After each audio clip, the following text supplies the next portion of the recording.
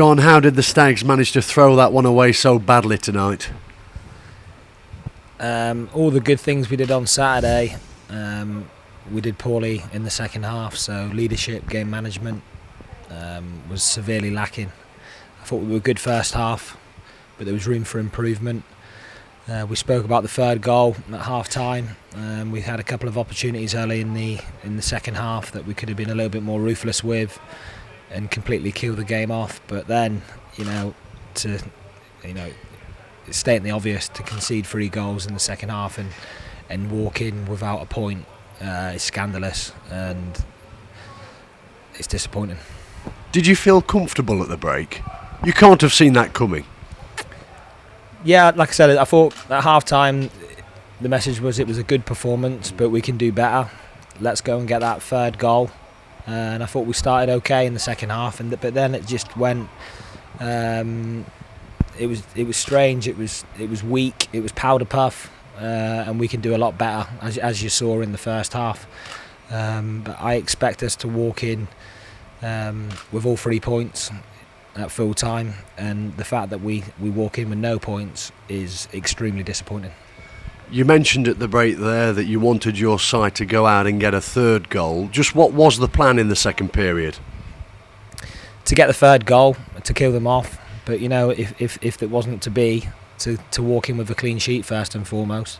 Worst case scenario, if you concede a goal, we still walk in with 3 points. But we've managed to concede 3 goals in the second half, which has absolutely killed us. Leyton Orient threw the kitchen sink at us, which you'd expect being 2-0 down at half time.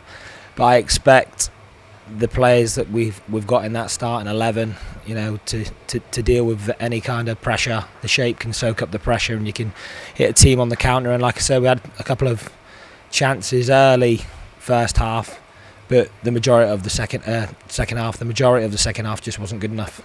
Yeah, because ultimately the plan obviously didn't work. Do you think it's fair to summarise that it looked like the Stags didn't know whether to stick or twist in the second period for large parts? It looked like a lack of leadership, and that's all over the pitch. We've got some experienced players out there. Yeah, our bench looked young today, but we had some experienced players in the starting 11, and they know they can do better. One of the bizarre things is, prior to tonight, you've not conceded a goal in the league in the second half, so the pattern's just thrown completely out the window. Yeah, there isn't a pattern, and I'll look at myself, my staff will look at themselves, and I expect the players to look at themselves, because let's not forget it was 11v11 second half, man v man, and we came second. How do you account for such poor defending? Well, we'll certainly look at the game back, and we'll sit down with the players on this week and have a serious look at where we can do better. But you can overanalyze it. It's simple. Second half performance wasn't good enough. First half was, but it's a game of 2 halves, and you've got to do the business in both. And we lacked. No 2 matches are the same, but the contrast between Saturday's overall 90 minutes, which was excellent, to the second half performance here today, inexplicable really, wouldn't you say?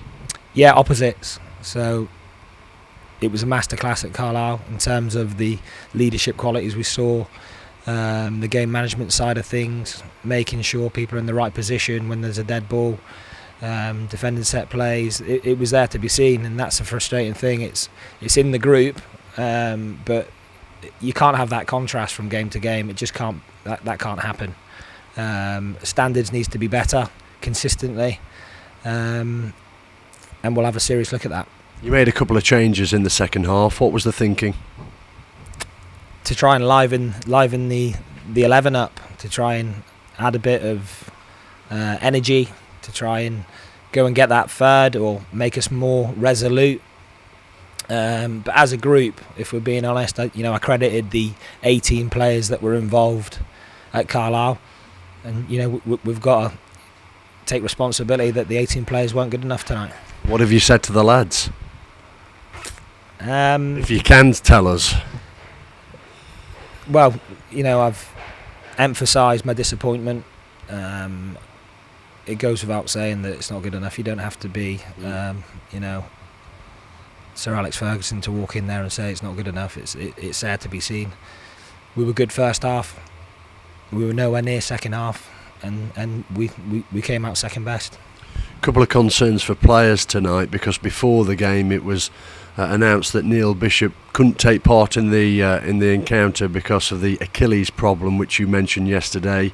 We believe he might be out for as much as 3 weeks. What more can you tell us? Yeah, he's struggling with a swollen Achilles, and when they swell up, they can be quite tricky. So we've got to look after him. Hayden White passed the fitness test before the game, which was good to see, because at times he was excellent tonight. But to see him come off at the end is concerning. And like I say, we had a young bench tonight, and it's great to see a pathway for our young players. But we might have to look at some reinforcements if we continue to pick up these little injuries. Yeah, I mean, you've stated it there. Looking at the squad tonight, it is looking quite thin, isn't it? You can't really go down to fewer numbers than what you're at. No, but you look at some of the players we came on. If we're bringing them on for the first team, they've got to be good enough. And I believe the likes of Alistair Smith, obviously CJ Hamilton, these players are good enough. But yeah, we do look a little bit light on numbers. How early might you venture into the market? That's something I'll have to discuss now with the staff, the areas that we might look to strengthen, and also I'll have to speak to the CEO on that one. How do you plan to turn it around before Saturday now, John? Hard work will be the first thing, being honest with each other, looking at where we went wrong tonight.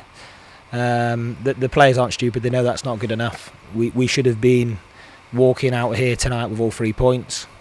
Leyton Orient will obviously give themselves a pat on the back with their reaction from half time, but I expect us to do better. It goes without saying. Thanks for your honesty. Thank you.